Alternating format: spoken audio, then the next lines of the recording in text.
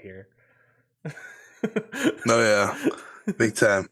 Big time Gray Boys over here. Here we go in 3, 2, 1.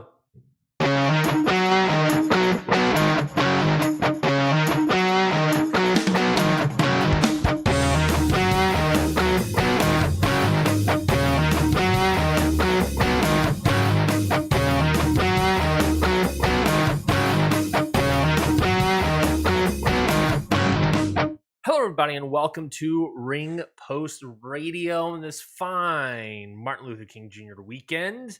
I am your host, Ryan Knightsey. Join me, as always, the man, the myth, the legend, Scotty Edwards, the fellow Gray Boy, Scotty Edwards. Scotty, how you doing? We're rocking and rolling today. I may or may have forgot that we were supposed to start early. We're still starting early, just not as early as we hoped. So this is gonna be action-packed, fast, fun episode. We're gonna hit everything as much as we can, and we'll be out of here before you know it. But we're gonna this is gonna be it's gonna be full for what was a long week of lots of wrestling.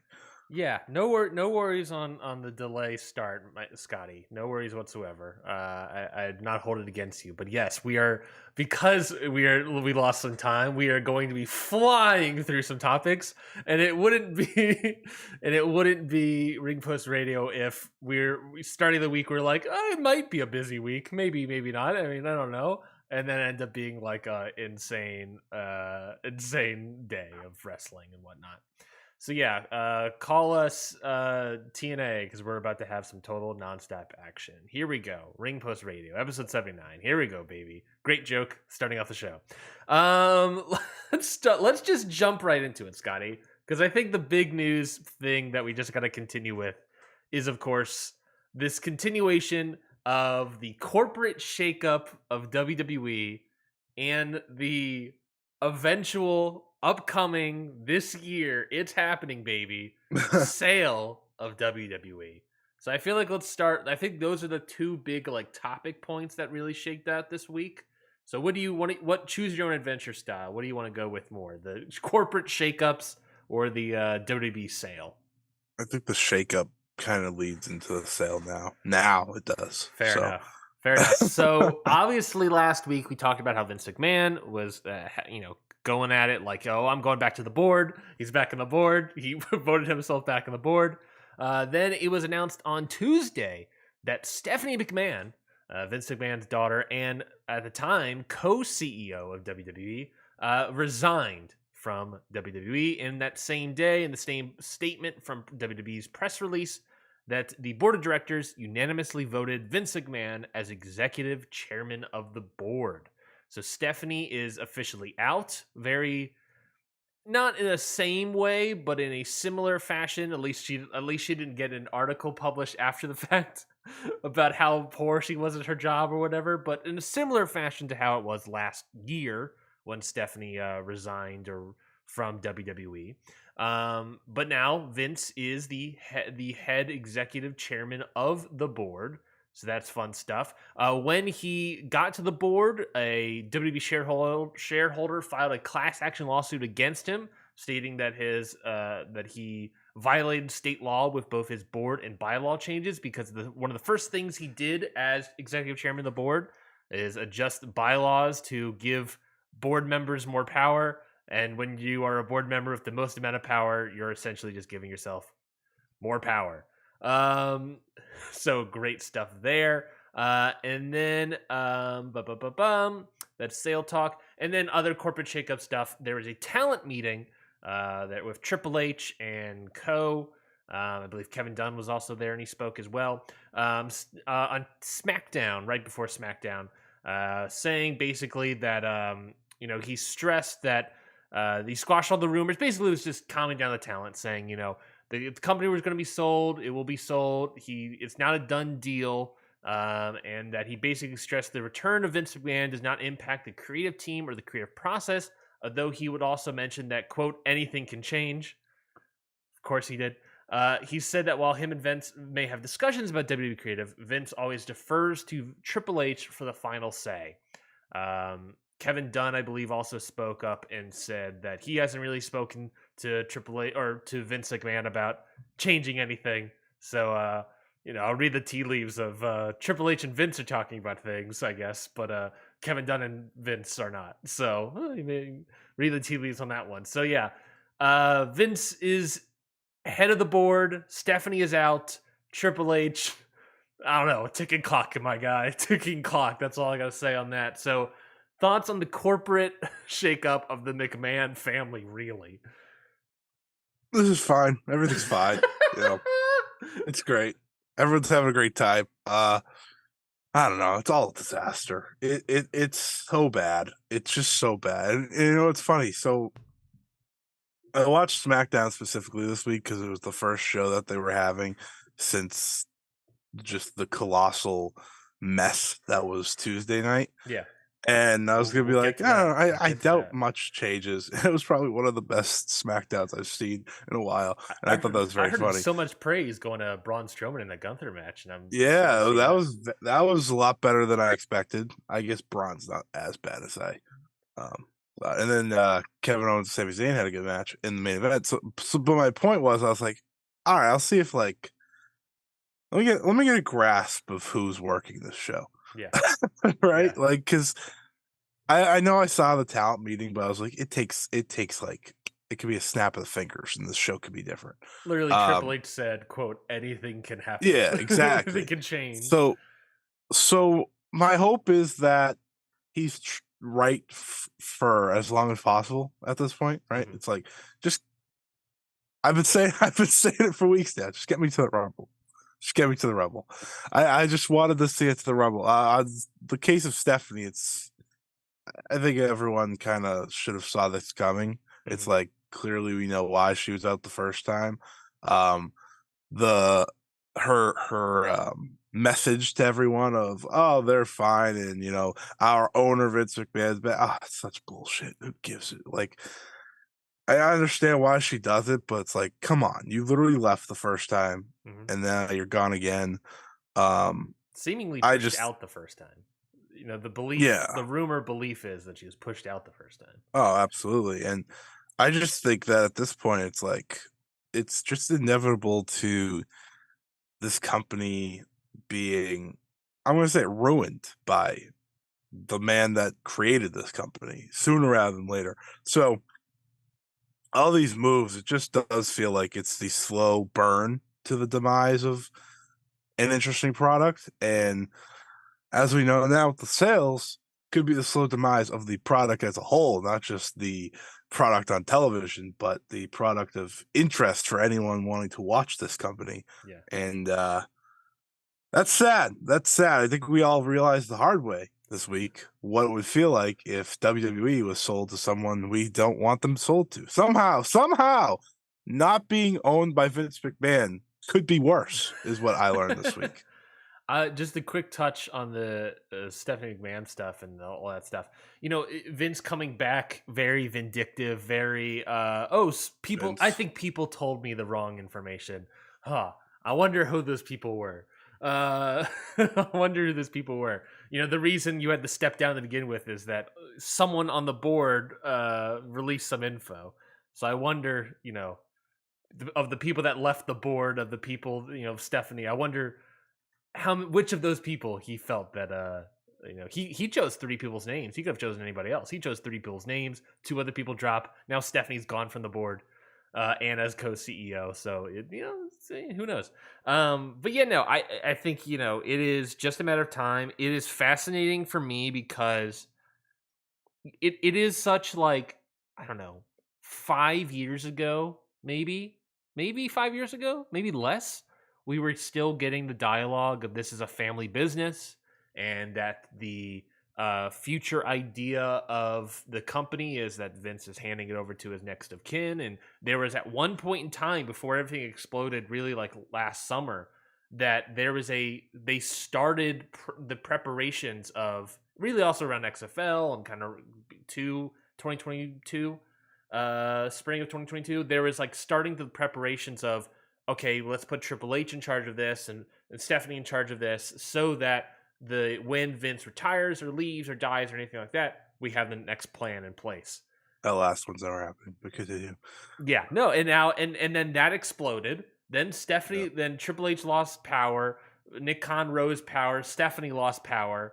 And then Stephanie got out of the company, and it just here we are today. So it's interesting to me, just go like in the matter of like a year almost, Vince McMahon's thought process going from this is a family business to feels like Michael Jordan fuck them kids and just saying screw all this. I'm just gonna sell it to the highest bidder Yeah. and call it a day. And either selling to the highest bidder, making money and riding off into the sunset, or selling it to the highest bidder and screwing over his entire family and saying screw you, I'm out of here. I'm gonna keep all the power. I'm gonna keep all the control, and all my family can hit the bricks.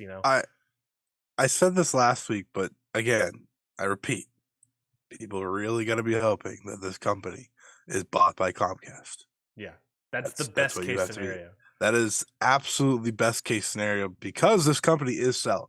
Yeah. So Well, let's that's really your only hope. But I don't feel great about it, to say the least. Me neither. Me neither. Well, let's talk about the selling part of it. So, because Stephanie leaving and hearing the JP Morgan and all this stuff, there was a big uproar Tuesday night Big where uproar might be, say it lightly.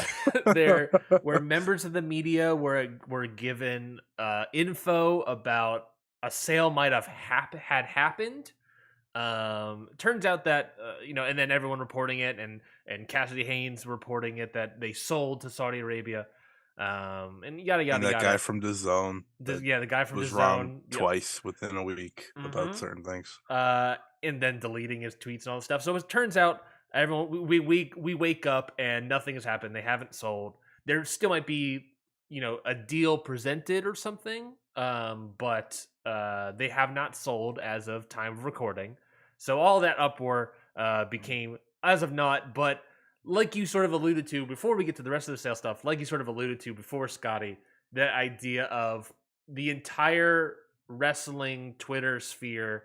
Maybe it got released there in the media because they were trying to test the waters on this idea. Oh, absolutely. But we, as media people or whatever, all face what felt like the potential reality Yeah. of WWE selling to the country of Saudi Arabia, Yeah. and that just was hilarious for like the first 30 minutes hour, and then when it set in like, oh, this actually might be real, Yeah. it became, oh fuck, the women's division screwed. People like Sami Zayn, who are like, I was gonna say morally, but like religiously can't be involved, culturally can't be involved. The tape library of wrestling's history just being Yeah. sold. That reality is starting to settle in for a lot of people, and like I said, the deal hasn't happened. It's still not be Saudi Arabia, but the reality of, oh, it still could be Saudi Arabia really clicked for a lot of people on Tuesday. How was your Tuesday night? Oh man. It was you tried to think about everything that could come from this, which was a lot more than I think people realized initially, and we've seen it more and more. But the first thing was just the ultimate fear that wrestling's history is gone. The company that a lot of us got into, it doesn't exist in a lot of ways anymore. Like everything bad that you could think of would be happening if Saudi bought it, right? Yeah. Because one, it's a country that treats women awful, and you know we go on and on about that when their shows come around. Yeah. That they do already. But Vince McMahon, by the way, people, he would not only be back in power, he'd probably have ultimate power, even more than he already does. But the feeling that the game changes and that no one, and this is serious, there will be some people that walk out, but money's money. Yeah. And there comes a point where there's still pro wrestlers. There's still people trying to make a living off of this. Mm-hmm. And if Saudi Arabia is going to own this company, they're going to pay more money than we've ever seen paid in professional wrestling to keep the biggest and the best, to the point where it doesn't become competitive anymore for other companies. Yeah. And that's a real fear. Imagine those pay bumps for the Saudi shows, the pay bumps that bring Shawn Michaels out of retirement. Imagine those pay bumps commonplace for WWE wrestlers. That's a potential. That is a superseding. It could buy out any other company. It doesn't matter. Like any wrestler who's just like doesn't care morally or whatever is just gonna be like, oh fuck it, yeah, that's the bag. That's the Brinks truck right there. Who gives a shit? Yeah, because then the differences in what AEW is offering for, I don't know, random talent number one, compared to what like 5 million will be like minimum at that point.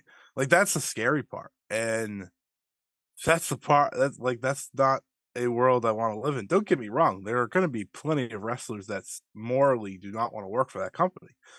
But there's going to be a lot that will be like, well, I can't not take this money. We see it, and people start to make the comparisons to PGA golf and live golf and kind of what we've seen there.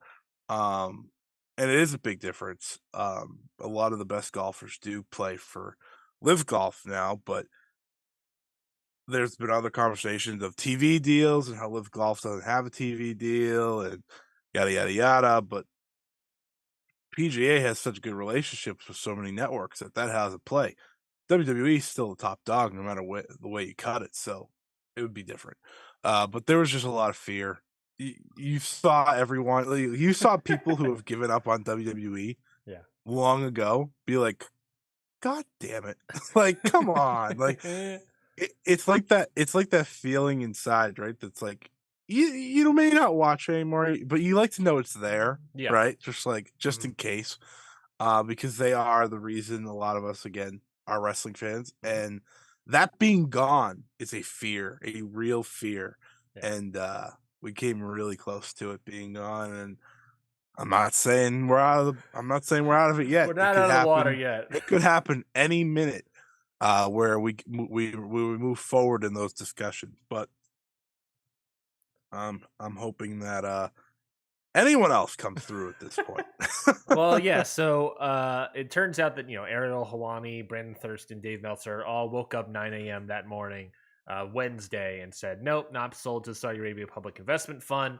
But obviously, I have a problem with everyone, by the way, from the previous night that said big news may be dropping. Yeah, and I emojis. Like everyone, like I know some people are like, well, there's some real professionals. I was like, yes, but almost everyone said something in some sort of fashion. Maybe they didn't say, hey, it's Saudi Arabia coming in to buy it, but it started with one tweet and the rest of the night was just a disaster. Yeah, it started from old Alvarez, right? And then he said, then like a couple of hours went by, and then it really started blowing up. Oh yeah, that heated up in a bad way. Dave Meltzer said on Wrestling Observer Radio that the WWE is still not sold to Saudi Arabia, but they're in the mix. The plan is to sell the company by mid 2023. There were a couple people in the bidding for it. Obviously, Saudi Arabia's Public Investment Fund. There is also Endeavor, the owners of UFC, are also in the hunt. Nick Khan sat down with Disney CEO Bob Iger and ESPN head Jimmy Pitaro. I believe that's how it's pronounced. Need that Island of Relevancy ride, baby. There was a Tom Sawyer Island relevancy. I'm talking about it, baby. Let's do it. And then this one also popped up. I don't think there's any likelihood it's going to happen, but also the Khan family, not Nick Khan, Tony Khan and his dad, owners of Jacksonville Jaguars, AEW, Ring of Honor, Fulham. They are also their names they're running about if they wanted to join in. They would have to get another investment firm to join up with them, but I don't think it's ever going to happen. There's no way they have more money than Saudi Arabia or Comcast, but we have Comcast, NBC Universal, Saudi Arabia, Disney, ESPN, I guess also kind of owned by Disney at that point. The Khan family, all these people are now potential bidders for this product. Who do you think? What do you think the likelihood of any of these things? Who do you think is the most likeliest option or the best option? I'm Maybe. still the best option. It's Comcast or Endeavor. Endeavor because we've seen what they've done with the UFC. It's not like Hmm.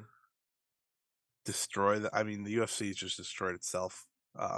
In any ways of popularity, they're still very popular. Don't get me wrong, but they've the Endeavor's done well with them. But I think it's them or Comcast. I think you see the Khan family put their name in just to be like get interest on AEW more than anything. It's like, oh, Yeah.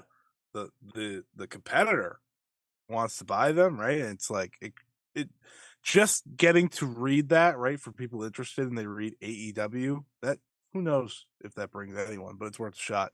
I don't see that happening. And we know what the worst case scenario is. We already know. Yeah, we felt that on Tuesday. To also help out the stock price and selling the show, WWE. They also brought in the Rain Group as financial advisors and Kirkland Ellis August LLC as legal advisors. The Rain Group is very noticeable as well. They are the ones that helped sell UFC to Endeavor for that $4 billion, and they are the ones that are currently helping Manchester United facilitate a sale as well. They are people that close. So this is aren't they the ones that helps with the greatest Royal Rumble? Yes. / making that deal. Yes, they. What's interesting about them is that they do also have ties to Saudi Arabia as well, and so does JP Morgan, which was the bank that they're selling through. The WWE is. So they have ties with Saudi Arabia. They helped negotiate that deal with the Saudi Arabia deal basically as a whole. This is great. We're fine. It's fine.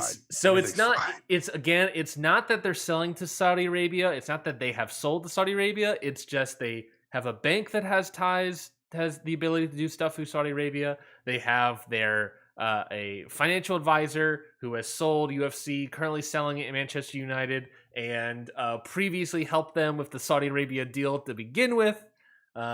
Just a lot of smoke to that fire, and Vince McMahon doesn't have a limit. Yes, we found that out as well. And also, there were more reports that came out that Stephanie McMahon and Triple H opposed the WWE sale. That's not a big shocker. But they, as members of the board, they opposed the sale. So, but Stephanie's out, so doesn't really matter much for her anymore. It's kind of just Triple H is on. I really don't think Triple H is long for this world. The universe of WWE. I don't think he's staying around. There's no way. And I feel bad for him because I don't know where he's going to go if he goes anywhere from that. But yeah, the company's getting sold. Really wanted to start a wrestling company, and they just saw Triple H and Stephanie McMahon with no job. Yeah, you would also obviously need plenty of backing, but it was one thing that popped in my mind when Saudi became like a legitimate thing. I was like, I mean, if they want to stay in wrestling, it was interesting. I was listening to Voice of Wrestling Flash Up podcast, and they made a great point about Triple H. If Triple H wanted to start his own promotion, he does not have enough money as WWE, obviously, especially if they get sold. He does not have enough money to even rival like AEW with Tony Khan. Like he would have to have some sort of other party. Where he led like whoever. Yeah, it would have to be some other thing. It would be way smaller. He would not, he has a lot of friends in WWE and stuff that roster members that like him, but he would have to pay them way less. It'd be a tough spot he's in a tough spot. He's between a rock and a hard place. He's in a company where he kind of feels like he's getting actively pushed. Maybe not actively, but passively. Maybe he needs The Rock. Maybe he needs Stone Cold or at least Luke Hawx to come in and help out. Or Ryan Satin as The Undertaker. It's also sad. But yeah, a little bit about it. The sale's happening. Sale's happening at some point in the summer, probably, or late spring, mid 2023. We're gonna come on here, celebrate my birthday, Scotty, and then talk about how WWE sold to Saudi Arabia. That's That's what's going to be happening. June, whatever the episode is next around my birthday. Um, so yeah, it's gonna be interesting. It's gonna be interesting one, Scotty, to go from your birthday week of talking about WWE but potentially selling, and then ending up at my birthday week and talking about, oh, they sold. So perfect. What a perfect having a 6 great months. time here, folks. What a perfect 6 months. I don't know. Is there any other Oh, thoughts you have about the whole WWE sale situation before we move on? had the sale been true, yes, but since it's not true, we will await that, which is, it's coming, like we said. But we'll have to wait and see because I'm sure, this week won't be quiet because no week's quiet anymore with this goddamn company. But the Royal Rumbles is coming up, so that's cool. Speaking about the Royal Rumble, though, the fact that, like, oh yeah, nothing's changing creatively and all this stuff, you know, I could there's a possibility that, like, well, yeah, I could see Vince, I can see Vince being like, oh yeah, I'm not going to take over creative until after the Royal Rumble's over because he's building the Royal Rumble. We need to sell stuff. I'm not going to ruin that build. Right. I also don't think Vince would care and just come in because he would think his stuff is better. But who knows? We'll find out. We'll find out for sure. But yeah, no, I think you're right. The sale didn't actually happen. We have time to get there. We'll have 3 to 6 months or whatever to get there, and we'll find out more information when it happens, and we'll keep talking about it in case anything more comes up. Let's talk about Dynamite. Let's talk about AEW. They had their LA Forum show, their big old LA Forum show, and it felt like a really big show. This was, we haven't talked about it, obviously, because we don't talk about AEW weekly on the show, but it really felt like they've been on a great string of episodes as of late, and this was a really great episode of television that I really enjoyed. I pretty much loved everything on it. Even the stuff on Rampage was fantastic. But what did you think as a whole? This LA Forum show was? I thought it was excellent. I think it's one of the greatest episodes of Dynamite ever. Doesn't really matter what happened outside of the 3 matches on Dynamite for me because I think I was so excited for the big 3 that I was like, whatever else happened on the show, whatever. I know for a lot of people it was ruined. Or not, well, yeah, it was ruined because a certain Mercedes Moné did not show up, which it's some of that is the talking point that I did want to have is that that is AEW's fault because they teased it so heavily without teasing. It's like if she wasn't showing up, Tony Khan shouldn't be saying like, "I can't talk about it on Grapsody," and you can't have Britt Baker saying "boss," and you can't like. You got to the point where it felt like it was 100% happening. You had people in the media saying they were pretty confident it was happening. I don't think it ruined it. It didn't ruin it for me because I knew she wasn't coming. And I thought the women's match was actually pretty good. Yeah, I thought they had a good showing. I thought Saraya looked a lot better this time around. So, and that's what tag team wrestling does for certain people, anyways. But I don't think that ruined the show at all. And if that ruined the show for you, then I don't think you appreciated what AEW was trying to do with this show. They had 3 tremendous matches on one show. Probably the best night of in-ring television wrestling ever, truthfully, with those 3 matches. You had Hangman and Moxley absolutely killing it. Fantastic match. You had Bryan Danielson, Konosuke Takeshita Even just better. having the crowd go out of their freaking mind. And then, of course, you close with the Escalera de la Muerte, which was actually what, for me, the weakest match. Not saying anything bad about them. No. Just the other 2 were fantastic. And that one was just like, that one was action, action, action, action, action, which is great. But those other 2 were just, phenomenal in their own ways. And that's why people want to watch AEW, right? This is the type of episode you're waiting for. Yeah. And next week's going to be fantastic too. And that's the excitement here. It's just, it is so next level for this company right now. It is This is the AEW that came out of All Out 2021, Yeah. red hot, untouchable at times. Mm-hmm. This is the company you've been waiting for. Sure, does it have CM Punk? No, but what it does have maybe is everything else. You have Adam Cole back. Yeah. I mean, come on, that pop, that promo, that was phenomenal. Listen, MJF and No Mercedes Moné is not going to ruin one of the greatest television wrestling shows I've ever seen. It's not. Yeah. It's just not. It was fantastic from top to bottom. Yeah, no, I thought the show was fantastic. Those 3 matches you spoke about were all great. I went 4-star plus on all 3 of those matches, I think. I did too. They were just phenomenal. The Moxley page was a brawl that just had so much story in it. Takeshita and Danielson was just a all-out work rate, great technical wrestling machine that as everyone thought it was a near botch of the catching, going for the small package or whatever, catching him, pile driving him, and then practically, I guess, and then lifting him up for a German. Yeah, that front facing dude buster him. Then so good. The German there. Beautiful sequence. I said before the show, it's like, if Takeshi gets enough shows on TV, he's gonna be like the rest of the year. Because I watched some of his stuff from he had like 2 matches in DDT before he came back, and he did Bola. Yep. And he did this. Yep. And I was like, I don't think anyone started the year. I understand Kenny and Ospreay did what they did. I get that. That's great.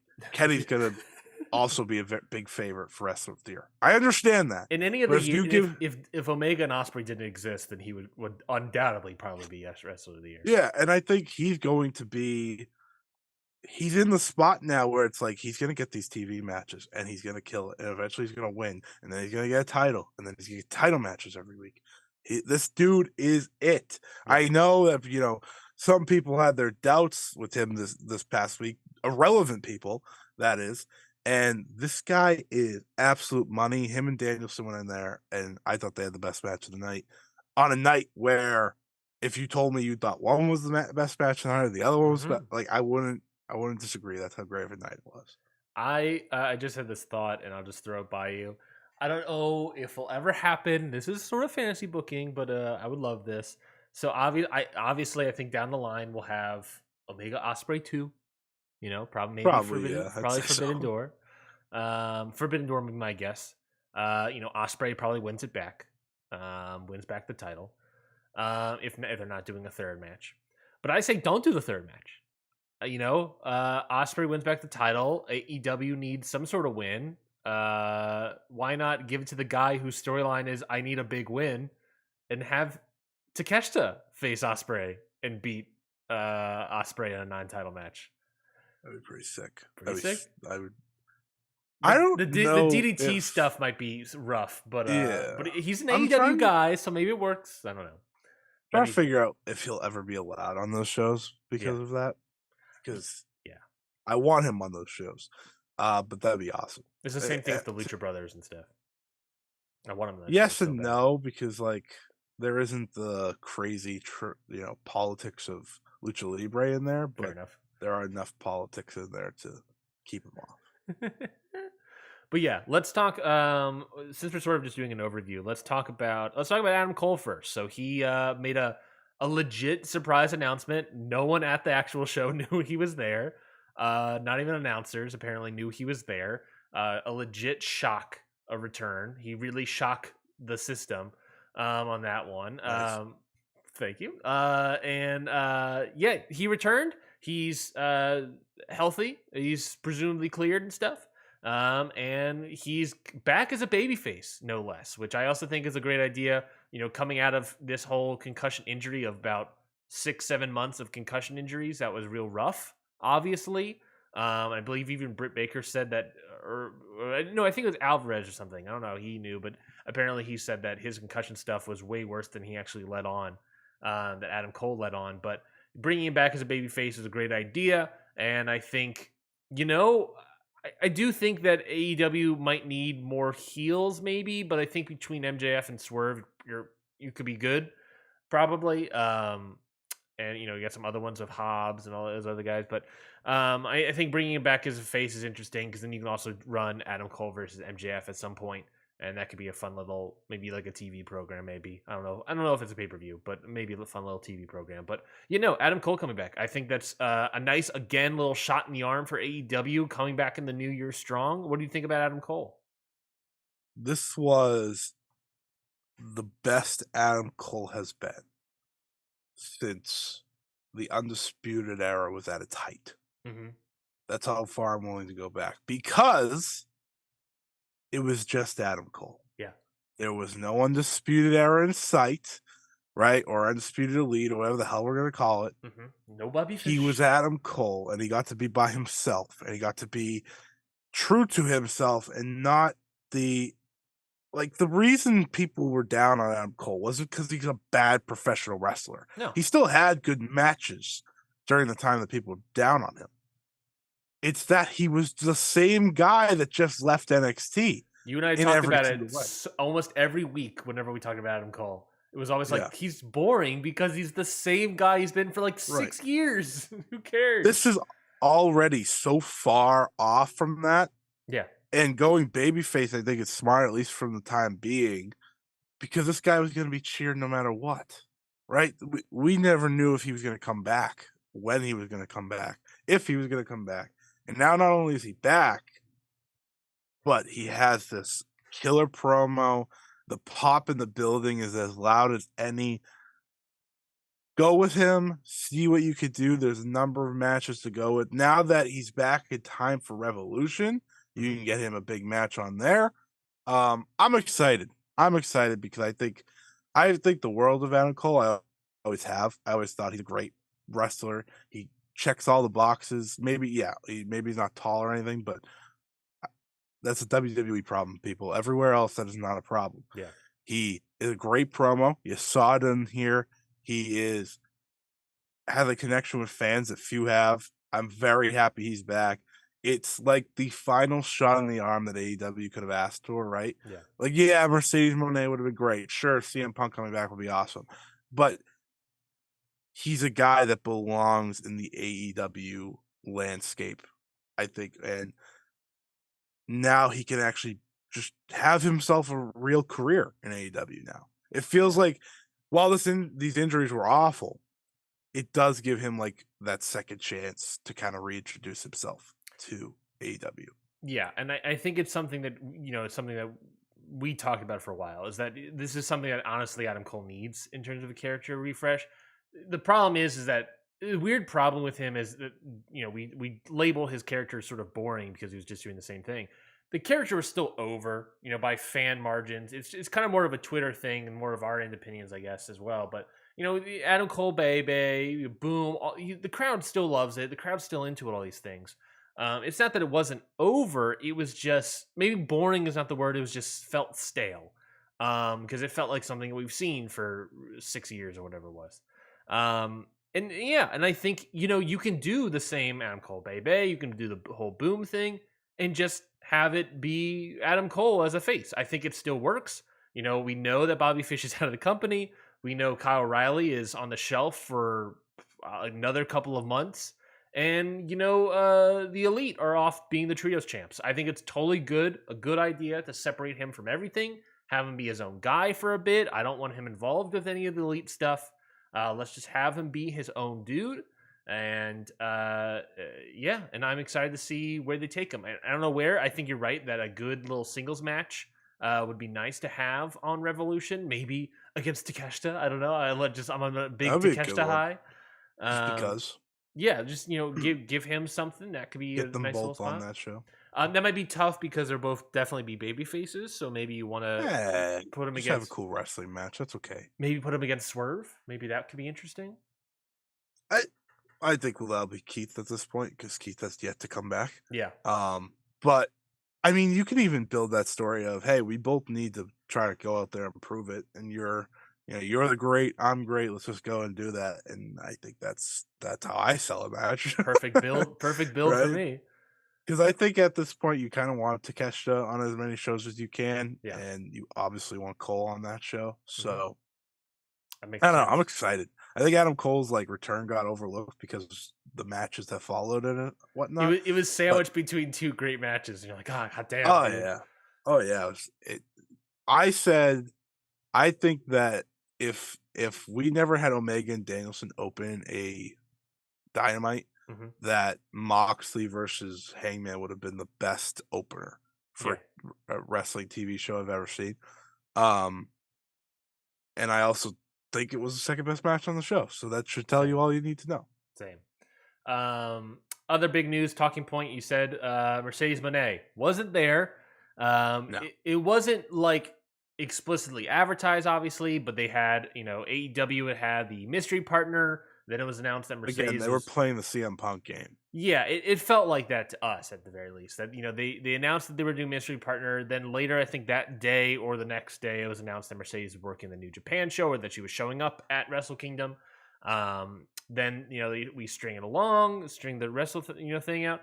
Then we get to last week, 2 weeks ago, I think it was maybe of the interview. You had Britt Baker say the line Banks in there. And then immediately go into the next segment of Saraya, who picked Tony Storm, and then it was announced that Tony Storm was in it, and then Tony Storm was in the match, and then they had the match, and then Sheeta did her thing, and I thought maybe turn heel, but not turn heel. Don't know what's happening with that. Then the lights go out, and then they hype up Rampage, and the crowd a little booed it, but it didn't really hurt the show as a whole because the main event was still very hot.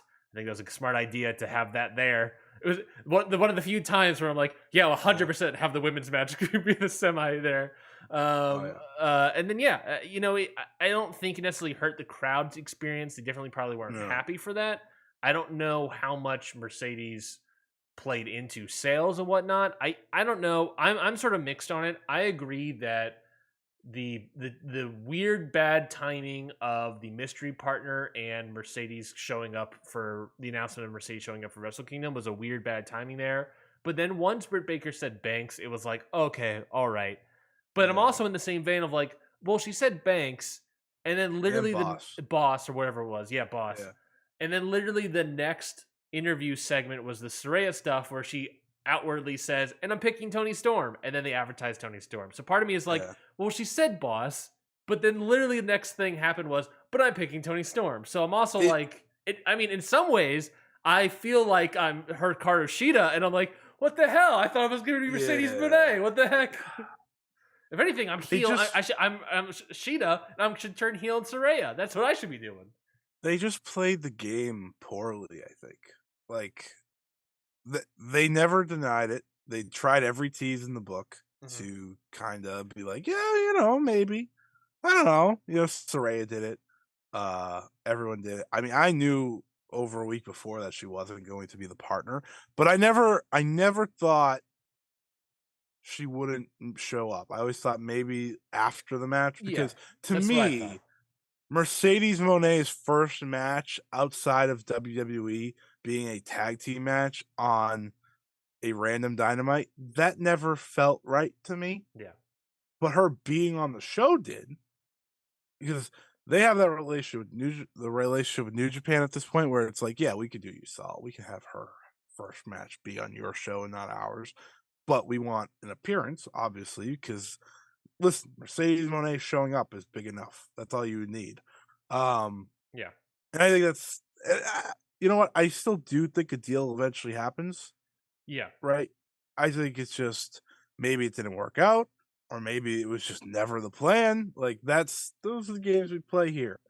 That's And this is wrestling after all. You get so many of these though. You can only not advertise but false advertise so many times before you're like, all right, I'm not gonna believe this anymore. And again, they never advertised she was showing up. They yeah. I never was about to said say. Mercedes Moné is showing up. But after a while, if you anger people with the surprise mystery opponent, stuff like that, people will start to not care. You're fine for now because you don't usually do that. Usually you do deliver on the big, oh my God. This is like the first time, at least in a long time, you haven't. But you gotta be careful. Yeah, it's. I think it's one of those. I think. Especially with Sasha Banks fans. Are you kidding me? Yeah, I think it could be possibly two things. One, a deal was in the works and never finalized, I think that's totally possible. Yeah, I also could see a reality of we never explicitly advertise her. You can't really say it's false advertising because we never explicitly advertise her in any capacity. but this Uh, is wrestling. This is how yeah, wrestling works, but I folks. think 100% Tony Khan probably was just like, hey, if that's what people are thinking, sure. If it sells some Yeah, tickets, sure. I don't care. I'm making money and I don't have to yeah. spend money, so that's So, fine by well, me. as we've seen with Battle in the Valley, she's the type of person you probably want to advertise. Yeah, So, yeah, I agree. And that's so another point is like you almost want to like if you're gonna do that, you almost want to set it up for like a big show, like that's the weird yeah, thing with wrestling overall. It's like with someone like her, yeah, right, or the CM Punk return or stuff like that. You don't want to give away what's happening, yeah, but you want people to tune in to see it. So you have to do all, and that's why I think Tony and AEW were under attack in that way. It's like you did all this to kind of do that, and it didn't happen. yeah. Like that's the difficult game you have to play to make sure people are watching. Like with Adam Cole is for the AEW fans. They didn't need to do any teasing for that one. They knew all eyes would be on the show anyways. Yep. But you can't do that with someone like a Banks or Monet, or you can't do that with someone like Punk because you're trying to get outside audiences Hmm. to pay. Yeah. And I understand why you do that because, again, she's going to put big eyes on your show. She's going to move tickets. And I did see that she just got into a movie, Hmm. I think yesterday. So all the people that were telling me at once upon a time that Hollywood wasn't watching for her, suck one. Anyways, she is going to do what she wants to do. Hmm. And we know that already. But I do think she will hit AEW at least eventually, somewhere down the line. Who But do you think there is will probably have to be a commitment on the women's wrestling side, which I think the division itself has done a great job growing, anyways, over the past couple months. It's still not between to the that. two tag matches, the street fight and the normal Yeah, tag match? I really walked away it was a like, good oh, the week. women's division's good. Yeah, there's still ways to go in other spots. Sure. The TBS title, but they have a division now. They have a division you could be happy about, right? And I do think Ring of Honor has helped that in some ways. And believe it or not, just because like I know Willow was jumping in anyways, but like Willow's been a great ad, and there's just a lot of things going with that women's division that if there were a time for Mercedes Moné to walk in, it would be now. Yeah. Also, Jamie Hayter as an overall person existing has done so much good for them in that division. So Who do you think's more likely to return? Or not return, but who's more likely to show up in AEW? Mercedes Moné or CM Punk? CM Punk. You see those Instagram photos? The guy's sweating. The guy's working. Oh yeah, I, every single day, every time he does something, it feels more inevitable that that guy's gonna walk in. Mm-hmm. And the elite are gonna be willing to do business. Like every a report that comes out makes it sound like it's the Young Bucks, if anything, that's holding him out. And even they are always willing to play ball. So like CM Punk and FTR versus the Elite is as big a money match as they have Yeah. right now. Yeah. It's going to be shocking for them not to do it. If they can find a way to pull that off for Revolution, between that, Danielson and The only thing that keeps it from happening is CM Punk, I think, more than anything else, truthfully, because that's how CM Punk works. You just don't know. Yeah. Right. No, yeah. That's a fair point. That's a very fair point. What other bits from the show that happened? Obviously the Escalera de la Muerte match was fantastic, closing off. Well, MJF happened. MJF happened. You didn't really, you talk about that. Go ahead. Go do your thing. I think his title reign stinks. Okay, like I'm just gonna say it so far. So far, it's early. Sure. But his promise of Reign of Terror is starting to feel like a Reign of Terror, not a Triple H Reign of Terror. Let's chill out here. But and I understand why he's doing the promos that he's doing. He wants to be booed. That's what he wants to do. He's a heel. He's trying to get booed. Any means necessary. Mhm. But I think we're at like a couple weeks now where it just feels like he's going out there and rambling instead of cutting an actual good promo that he's done so many other times, right? You and me talking about a few weeks ago with him, Danielson, and how that was terrible, and how they did the mom jokes, Yeah, and I it hated was it. just I hated that. unending nonsense. And now and I know he cleared with Takeshita, and he made that comment to go off Disco Inferno, and he's going from the Cornette likes and Yeah. attacking the famous people in the crowd, which, by the way, I could care less about.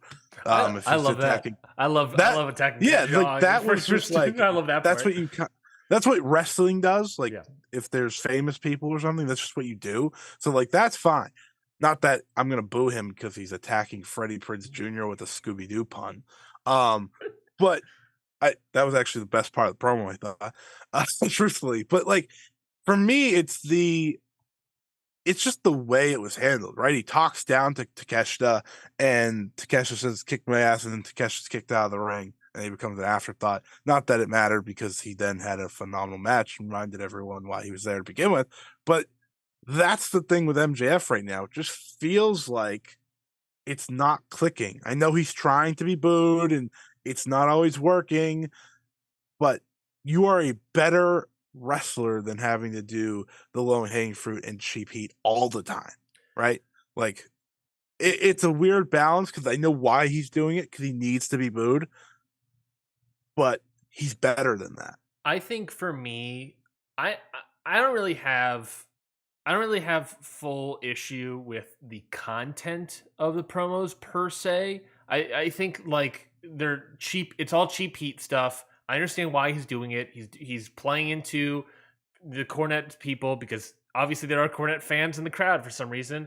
But obviously also the AEW fan base doesn't like Cornette. He's playing into that to get heat, because the guy lost a lot of heat. He got a lot of favors. A lot of people were cheering him. He needs to turn them on him. That's the only way this works.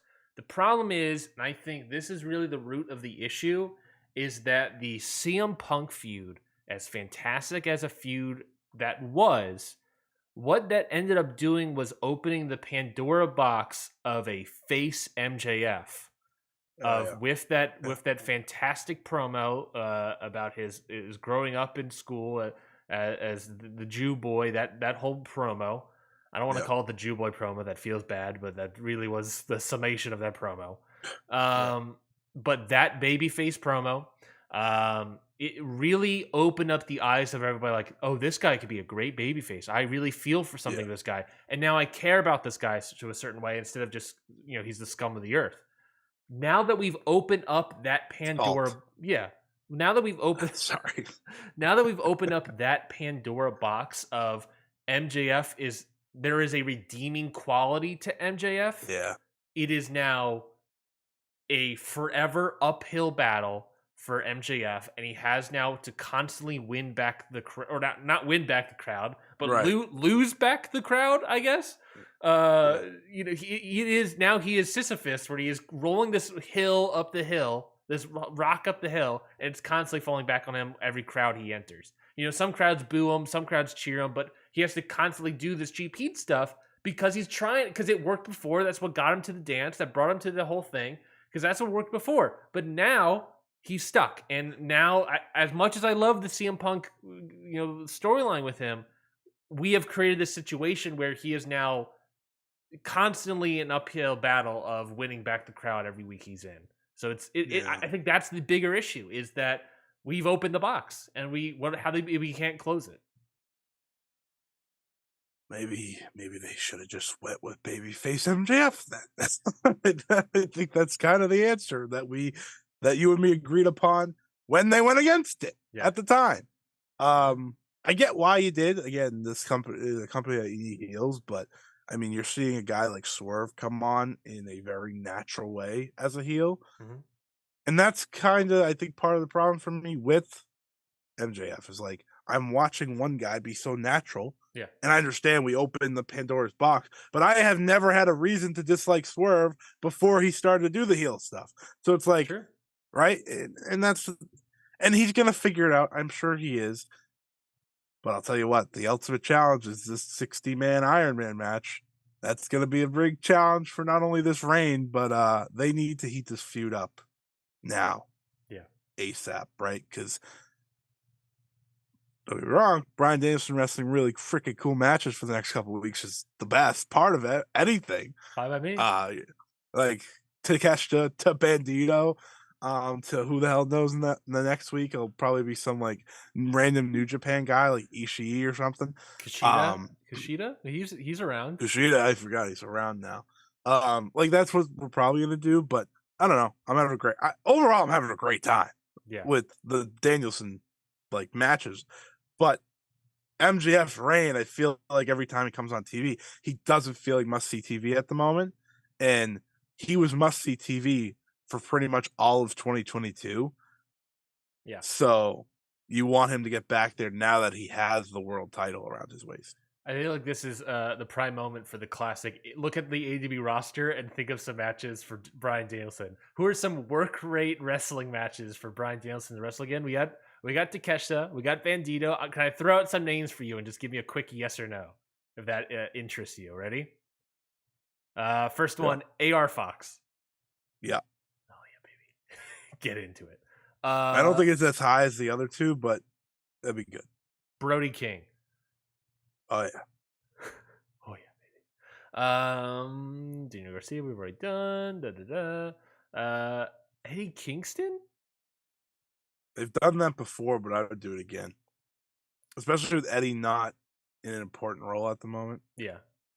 Dustin Rhodes. Done that before too.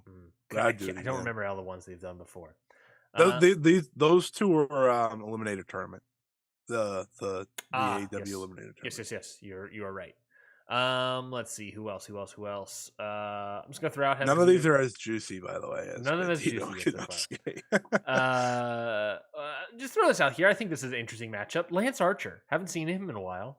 That'd be good. That would be really good. I mean, Lance Archer is very good to begin with, and Bryan Danielson's, Bryan Danielson. So I'm sure they can make that work.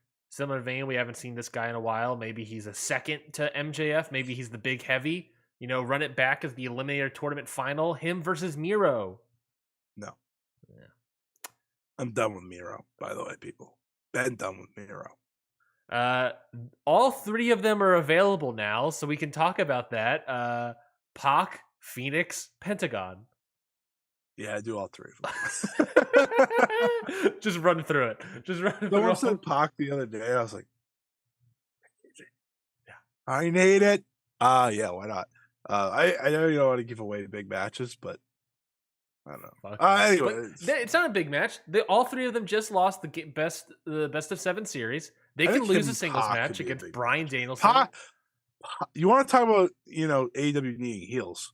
Hello, Pac is like better than most. Yeah, he's an instant guy. I think that's kind of the story. I'm sure they'll go down soon. But what about a potential returning Scorpio Sky? Remember that guy?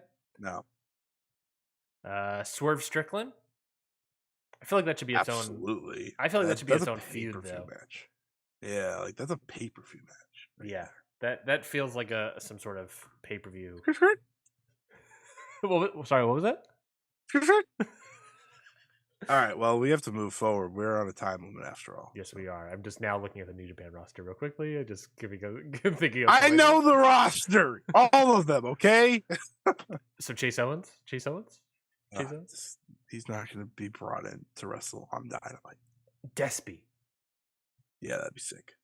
I would pop big if Despy got brought in against Danielson. I'm like, yeah, baby, let's do it. Let's go, baby.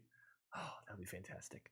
I would pop if like Kushida also went in. That would be pretty good. It'd be hard to kill. What was that? All right. Do you know? Just by the way, Mercedes Moné and Kyrie are the only people with New Japan female roster profiles. Interesting. Fun fact. Anyways, let's move on. Let's talk about. Was there any other things you want to talk about for the LA Forum show? Any of the other matches that you want to shout out, or Um, anything from Rampage as well? Rampage. Rampage, baby. No, I don't think so. Do you want to talk about the The controversy women's that was match? women bleeding? No, not really. I think it's stupid. I think it's I nothing. think we do this every time. Yeah. But I just don't think it's worth it. I think all four of them should be proud as hell for what they did. They got the main event spot. They went out there and delivered. That powerbomb spot was crazy. Ruby was a absolute mess in there. Yeah. But these are the types of things that I'm excited for. Someone that, I've been in and out on Tai Conchi as a wrestler. I've been very critical of Anna Jay as a wrestler. Mhm. I've been back and forth on Ruby in AEW. I like Willow. This was just a complete win for all of them, right? And I think that blood isn't a bad thing. I think that it works in the right spots, and this is a feud that deserved it. This is a feud that featured Tai Conchi breaking her nose. Yeah. Right? Started. Or That's what where is it her? Is started she at. Ty Mello now? Is that her name? Yeah, Ty Mello. Ty Mello. Sorry, I forgot that she changed it. Yeah. I don't know why. I think it's just because she's with JAS. I think that's the idea. Sure.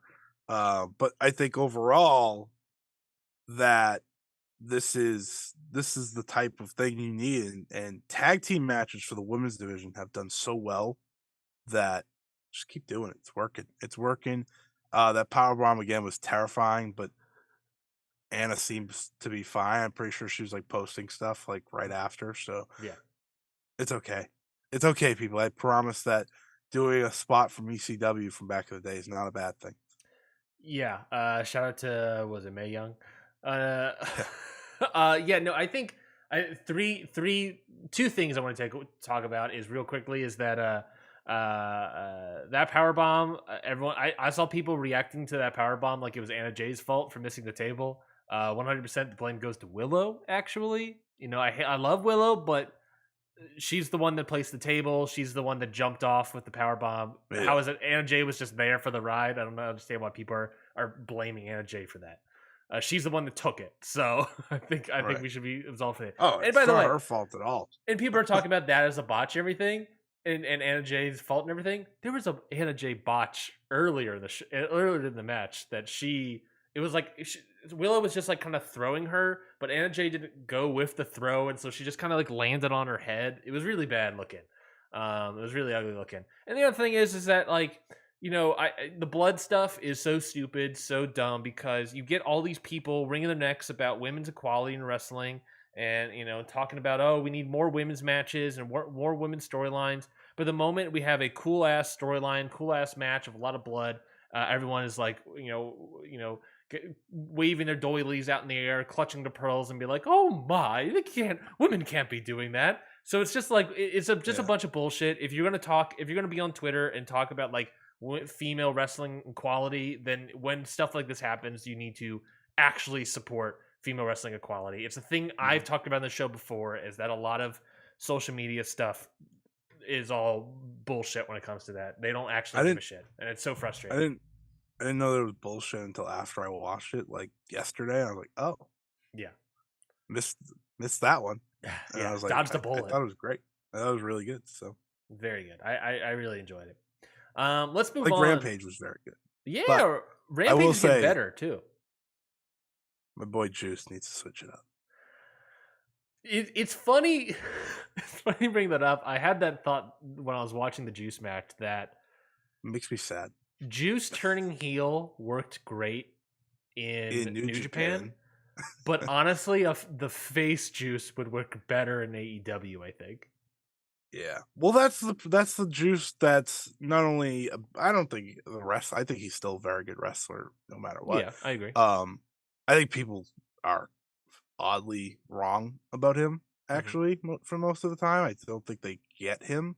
And I think that is probably the problem with him as a heel, is that they didn't see the rock hard a lot of them didn't see flamboyant to rock hard and trying to understand the difference.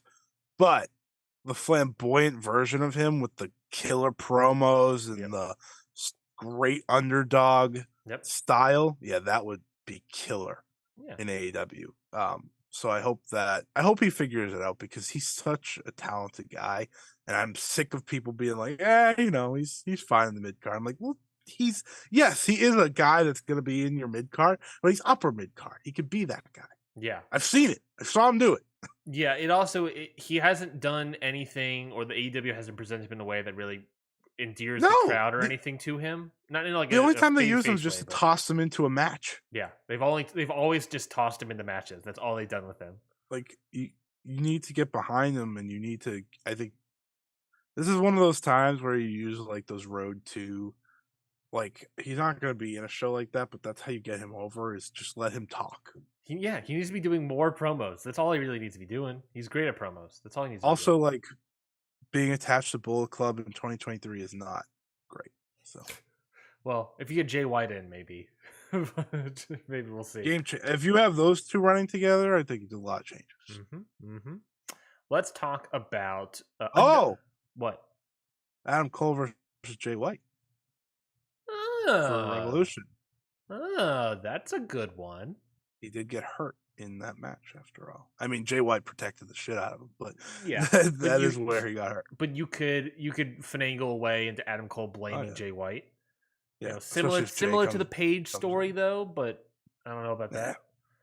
Yeah, well, Jay White versus Adam Cole on your pay per view, you take it. You just take it. Yeah, that's interesting. AEW doesn't always need reason for their matches. We know this. Yeah, especially pay per view matches. Yeah, I'm buying the pay per view anyways. Exactly. They know they already have you. Yeah, they already got me in. They got the freakazoids. I'm a bona fide freak. Anyways, let's talk about Impact. Impact Hard to Kill was this past Friday. It was a show that took place, sold out. We don't need to do every match, by the way. No, that's fine. I'm skipping the countdown. You don't want to talk about Mike Jackson? No, I'm okay. That match, good work outside Mike Jackson. It was a lot of fun. It was exactly what I thought. Everyone working, Mike Jackson doing his fun spots, and that was Kushida was great. She was great in that. I forgot how good Kushida is. I was watching that though, and I was thinking to myself of, man, this guy is working that whole first match. All these guys working this countdown match, this 5-way scramble or whatever. Kushida, he's working this scramble. In an alternate reality, he just worked the Wrestle Kingdom. Yeah. This reality, he didn't work the Wrestle Kingdom, and instead on the pre-show for an Impact pay-per-view. At least we got a big match coming with him and Darby. Thank God. Speedball Mike Bailey, Independent Wrestler of the Year, probably. Just one bola. Just one bola on the pre-show. Didn't have a spot on him anywhere on the card though. I said I can't believe I'm watching a future New Japan main eventer and Delirious wrestle in the same match on an Impact pre-show. But here we are. Yeah. That being Yuya Uemura as well. So and they're in a tag team situation. They're like, oh, we're teaming up Delirious and Yuya Uemura. It's like, all right, okay. And people wonder why the TNA relationship died with with New Japan for so long. Yeah. But let's talk about Hard to Kill. Impact Wrestling Hard to Kill was a sold-out show from Atlanta, Georgia. I was not there. I was at work. Boring work. But I thought it was worth selling out. That's what he's saying. Yeah. I thought this was a better than the average, really good, Hard to Kill, not Hard to Kill, but Impact pay-per-view as of late. What did you think of that? This is Impact, man. Like the past year, they have shut me up. They have won me over. I actually was looking forward to this show despite Bully Ray having a title match. And it was a good show. Like, I think that's the best. I walked away saying this was a good show. You checked a lot of boxes. You had good wrestling over here. Mm-hmm. You had all the crazy shit over here, right? It's like, this is what Impact does. They're not going to give you a perfect show ever. It's just not going to happen. They don't have the roster to do a perfect show, truthfully. But they have a show that checks the boxes of what I'm kind of looking for in an alternate product like them. Yeah. And you're going to get you know, some really great matches in there too. And I think now that Josh can move on, you're going to get more great world title matches like he's had. Yeah. Um, and by the way, that tag match, once it came down to the two teams you wanted it to come down to, was great. Hmm. Uh, Also, if we have Masha Slamovich lose another title match, I'm going to lose my shit. Um, but in all seriousness, this was another good effort by them, and a hell of a way for them to kick off a year after what I thought was a really good 2022 for them. Yeah. Let's. Do you want to just quickly go through card? I don't. Yeah, Just, do you have our big yeah, we can go points? through car. I mean, I want to add that Frankie Kazarian signed with Impact, which I think is Oh a yeah. big move for them. It's not the type of move that'll get a lot of people talking, but it's the type of move Impact needs. If that makes Yes. sense. Frank Kazarian signs with Impact. He the report afterwards was that he asked for his release from AEW. He filled out the remaining of the matches on his contract, and then signed over with Impact. And this all happened roughly after the Frank Kazarian Josh Alexander match from whatever pay per view that was. But that was also a great match. So Overdrive. Overdrive, you're right. That was a good show, and that was a good match itself, He if I has a recall. lot left in the tank. So Yeah, I appreciate him being a guy who says, "Yeah, I don't want the paycheck. I just want to wrestle." Because his career's on the back burner more than the front, the beginning and heating up. And he's again, these are the types of guys you want Impact to get. he's a bigger fish in this small pond of Impact, and I think Yeah, that's a good move. And it's a better signing than Bobby Fish because I it's mean, not Bobby it's Fish not Bobby Fish, but also it's an Impact. original. Yeah, the TNA He's an Impact Impact original. Yeah, guy. yeah, He's an Impact Impact original legend type for guy. sure. When it transitioned to Impact, he's 100% Impact original. I'm pretty sure he's still around there.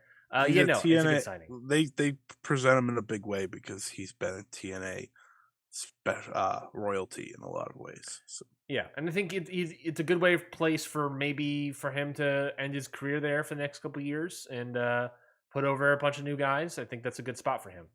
But Impact opened up the show. It was revealed that they were opening up the show with the world title match: Josh Alexander versus Bully Ray in the Full Metal Mayhem match. This match, you and I, of course, have mocked Bully Ray in the past.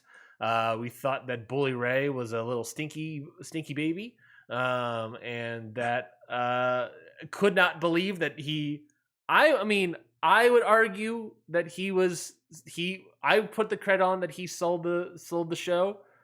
Maybe that's discounting the Mickey James of it all, but I was putting it all like, oh, Bully Ray sold out of sold out arena, so good on I him. think you wanted it for the memes more than anything. Maybe, who knows? I'll never tell. But I'll say this: it had a lot of shenanigans that I didn't really care for all that much. Yeah. But the work that Bully Ray did, and especially Josh Alexander, really made this match really, really good. And it blew my low expectations out of the water. First half of the match was great. I thought, like, legitimately great. I thought I was Same. gonna end up having to give like a match with Bully Ray a decent rating. I was like, And do then I all the give Gaga happened. do I give this 4 stars? I know. And then all the bullshit happened. So I was like, oh, don't have to worry about that anymore. Yeah.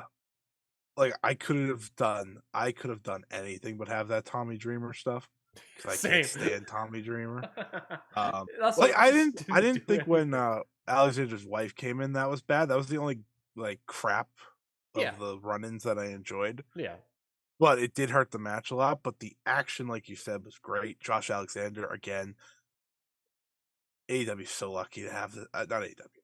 AEW wanted this guy. Impact is so lucky to have this guy because he not only does he deserve to be the longest reigning Impact World Champion, but he deserves to continuously go out there and fly the flag for Impact because he's on the level as like I would put he's the only Impact wrestler I put in that conversation of like among the very best. Yeah. He's that good.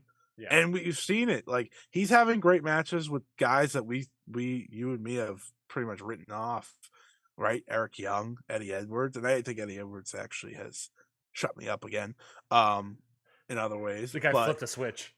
yeah, and now Bully Ray, right? Yeah. And it's like bravo to him. Yes, this match ended up not being as great as it was at some points in the early going, but it told the story and it got Josh over more. So that's why this feud happened to begin with. Yeah, it was successful. I was like, oh, hot damn, this match is actually really good. So yeah, no, I totally agree. That Tommy Dreamer stuff can hit there. That was I can't stand Tommy Dreamer. And also come in fake.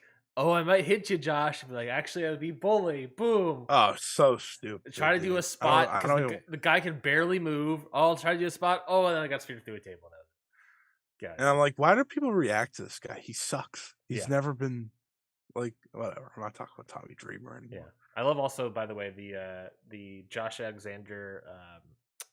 He did. I believe this was the finish where he did a ankle lock, but then also put a chain around Bully Ray. Oh, that wasn't the finish. He just did that earlier in the match, and I thought it should have been the finish. That should have been the finish. That was the most memorable thing to take away. I was like, holy shit, what an image. What an image to end it on. And also put over his move more. That would have been great. Impact World Tag Team Title Elimination Match. This was the Machine Guns, Motor City Machine Guns, defeated Bullet Club, Ace Austin, Chris Bay, Heath and Rhino, and Brian Myers and Matt Cardona. Myers and Cardona eliminated Heath and Rhino first. Then Bay and Austin eliminated the major players. And then we got 3 minutes of really great tag team action. That was my takeaway from this match. Ace Austin and Chris Bay are so good. They are so good. And I'm sick of just having them sit around in this company. Yeah. Like, New Japan's used them great, and I think they have momentum now. So they're maybe the best parts of Bullet Club right now, in all seriousness, because they're not only young, but they're hungry, and I think you're seeing that in a lot of ways. Mm-hmm. If you're not running them and Motor City Machine Guns on your next Impact special, then what the hell are you doing? Because they're going to have a phenomenal match just based off the 3 minutes they had here. Oh, 100%. 100%. You got to do that. I also, real quickly, just love the Motor City Machine Guns holding the New Japan Strong Tag titles and thinking to myself, oh, yeah, that show's ending. I wonder what that means with titles. No wonder they gave them to Motor City Machine Guns. Good way to retire them. But yeah, no, I think we gotta push Bay and Austin here now more. I like them as like a future, like the new age Motor City Machine Guns. Ace Austin's been a future world champion for about 5 or 6 years now. Yeah, it's like 2017. We're talking about him as a world champion. But I'm very ready for this guy to not just do X Division stuff and just do tag team stuff, but if he's going to be in a tag team, he's going to be in a tag team with the guy that I also really like. So the guy's 25 years old, and he's been a future world champion for 5 years. So, hot damn. Impact Digital Media title match. Joe Hendry defeated Moose. All right, this was okay. So this match stunk ass. So the finish of this match was Moose wins, but I forget how he won. I think it was with hitting the title or doing something. He had the spear after low blowing him or something. Okay, yeah, it was some shenanigans or whatever. Moose wins the title at wrestling. I'll get to that. But Moose wins the title, and then the Director of Authority, bringing back that old Impact TNA gimmick. The last one, I believe, was Dusty Rhodes. Santino Marella comes out doing the gimmick, doing the whole accent and everything.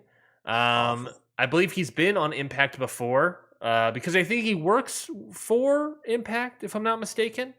But he's come on screen before for Impact without the accent. Now he's back on it with the accent. I just picked up on that. And yeah, he restarted the match. He did a whole bit that didn't really land. The match restarted, and Joe Hendry won. And this match stunk, and I'll tell you why it stunk. Number one, this is Moose's hometown. The crowd is into him. You showcase his friends are there from the Falcons. And then they do, he wins by cheating or whatever, but that's fine. He can be heel in other towns, but he's a face here. And then you restart the match, and then the guy that the crowd wasn't into won the match, so it just killed the vibe of the show. And number two, why was the crowd not into Joe Hendry? Because he is bad at wrestling, and he is a charisma vacuum. The only thing that it makes this guy over is his theme song. And even then, I think it's dumb and boring. It has a weird key change and music shift in the middle of it. Like, it should just be the I Believe in Joe Hendry. What the fuck are we doing? Shoot today. Ryan came out to shoot on Joe Hendry today. I don't like Joe Hendry. I've seen so many Joe Hendry matches. I'm like, I feel like this guy should be better than he is, and every time it disappoints me. I'm sick of being disappointed. I remember you coming, like when he got announced for Ring of Honor one time. I remember you coming on this show and be like, "Oh, good for him. He's back, and this should be good at." And then like one match, and you're like, "Oh, he fucking can't do this anymore."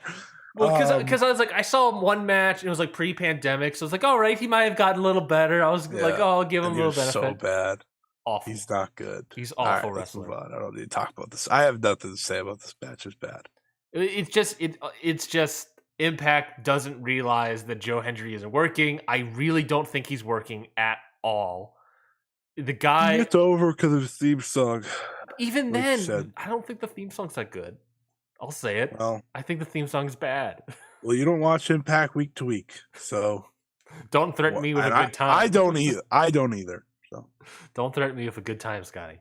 Impact Knockouts title number one contender 4-way match. Masha Slamovich defeated the competition here by defeating Deonna Purrazzo, Killer Kelly, and Taylor Wilde. What do you think about this match? That was pretty good. Yeah, Masha and Deonna kind of leading the way, which that's better. I believe they were the original match. If I'm not mistaken. Which would have been nice if we could have kept it that way.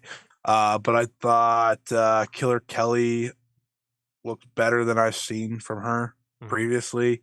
And Taylor Wilde's good. She just has some weird gimmick. So yeah, I totally agree. I think the new gimmick, I don't know. Masha's so good. Masha's really good. So good. Deanna's obviously known good. Killer Kelly confirmed good. Killer Kelly in a 4-way was better. Yeah. I see our conversation about Saraya in a tag match. Yeah. I was watching Killer Kelly. I was like, okay. All right. That's sure. Yeah. It's she did fine. She did fine. And then Taylor Wilde, I like the new gimmick change, but it also isn't working because she's supposed to be the heel. So yeah, Taylor Wilde has this interesting thing about her where you kind of just want to cheer her. Anyways, I think it's just maybe the person she is, but like seeing her and being a heel here, I was like, I don't know. I don't know what the heel stuff, but I thought the next 3 matches were maybe the best 3 matches of the night. So I'll have to disagree with you on one of them. If I'm gonna laugh when it's the women's match. No. It'll be this one. The Falls Count Anywhere in a match. This one wasn't even a match. This was just a brawl. Yeah. Well, this was the next 3 matches, so that's why I was like, I disagree. Steve Maclin versus Rich Swann. Talk about why you like this match before I talk about I didn't like this match. I liked that a Falls Count Anywhere was anywhere. That I did like. That doesn't ever happen. You know what's weird? I never felt like this was a match. Like I never thought this was a match. It was mostly a walk-in brawl. Yeah, and I liked it because Steve Maclin won. I feel like I mostly am just out here to root for Steve Maclin nowadays when I watch Impact. I don't know. I thought it was just a good brawl. It was probably. I think this was like on the same level for me as like Black Taurus and Miguel from the Countdown, which, by the way, that match should be a lot better than this to me. If you had the main event over this, not the main event, the world title match over this, the Impact, I would understand that because that had better action. It just, that had way too much of the bullshit with Tommy Dreamer that really angered me. Yeah. But I could understand that. Otherwise, it was a good brawl, but I forgot it was a match at one point. I will say that. I did like it was Falls Count Anywhere and they played in like the parking lot area and all that stuff. But it was kind of just like it basically was like a street fight parking lot brawl that turned into like a falls count anywhere in the arena match, which is like fine. Yeah. I think I would just preferred it if you're gonna do a street brawl, parking lot brawl, start to that. Yeah. Do less walk and brawl stuff and do more. It's a false count anywhere. Do more stuff of like, oh, I'm grabbing a shovel. That's cool, but like you had 2 cars there and not a single person could go on, do a move on top of a hood or through a window. Yeah, I get that. You know, I get that. Yeah. What a funny. I like the idea. I can't afford a mulligan car, okay? Yeah, but like also like the car comes up and then you see him and then you throw him onto the hood and just do that. That's fun. That's a funny bit. I just wish they did more stuff like that. And to me, that frustrated me because I was like, the stuff that they end up doing was like, it was just sort of a walk and brawl. I've seen a billion of these. Yeah. So I just sort of like, it was to me, it was sort of uninspired. But ultimately, I did agree. I like that it was not just the arena, but somewhere else. And I also like the Steve Macklin one because now that Bully Ray seems to be in the past, we can move back to Josh Alexander versus Steve Macklin. Yeah, that feels like the money match. Yeah, feels like the money match. I don't know if Steve wins. I think he should. I think you're trying to establish him as a guy. I think he's awesome. Like he is the type of impact find that they have every once in a while, right? From guys that never really got a shot in WWE or something. He is like perfect for that. Yeah, I thought the brawl was good in terms of like wrestling, but I get where you're coming from. If you would have liked more of the falls count anywhere street fight nonsense rather than just a wrestling match that traveled around the arena. Oh yeah. Next match was a singles match. Might be a Rich Swann thing, by the way. I think that's like just kind of how he wrestles. Like he's just like when I think Rich Swann, I don't think straight fight. Yeah, that's fair. That's a fair point. Well, someone made a great tweet that was this isn't the first time that Rich Swann got in a fight on a busy highway. Moving on. That was a great tweet. That was a fantastic tweet. Next match, singles match, Eddie Edwards versus Jonathan Gresham. I thought this match was really, really good. I think for me, it was a little bit of a slow start, but once we really got into it, like after the first 5 minutes or so, it was like, oh, here we go, baby. Here we go. This is what I want. This is the Eddie Edwards that I want. This is the Gresham that I want. Let's get into it, baby. This just edged out the main event for my match of the night. This was just pro wrestling. That's what this was. Yeah. There was nothing else I needed from it. It was just 2 really good wrestlers having a technical back and forth. You know, I sat there and I was like, oh, I forgot Jonathan Gresham was like really good. I sat there like, oh, I forgot when he's not doing the Pure Rules stuff that I really enjoy watching him wrestle. Yeah. And again, Eddie Edwards, I mean, this guy has shut me up now twice. I'm just like, all right, maybe you are still good, and you just didn't feel like trying for years upon years with the kendo stick and being crazy and stuff. I was a little shocked Gresham won. I mean, lost. A little shocked, but I guess it's to build Eddie Edwards and PCO, which, all right, that's not for me, but that's okay. Just great. This is this was the match that I was waiting for all night of like, all right, what am I going to leave Hard to Kill with? Am I going to have that great match that I usually look for? And I did. I got it. It took a while, but I got it. Eddie's great. Gresham's great. Gresham was a great signing for them. And I'm hopeful that they heat him up now. Like, I know he lost, but now you can build him up. Because he had been undefeated in Impact. It's not like they brought him in and just killed him instantly. He had been winning all of his other matches, so I'm intrigued. I think Gresham has a lot of potential here in Impact, and I think Eddie, when he wants to try, is still very, very good. When he's against a great wrestler, he turned out to be turns him on.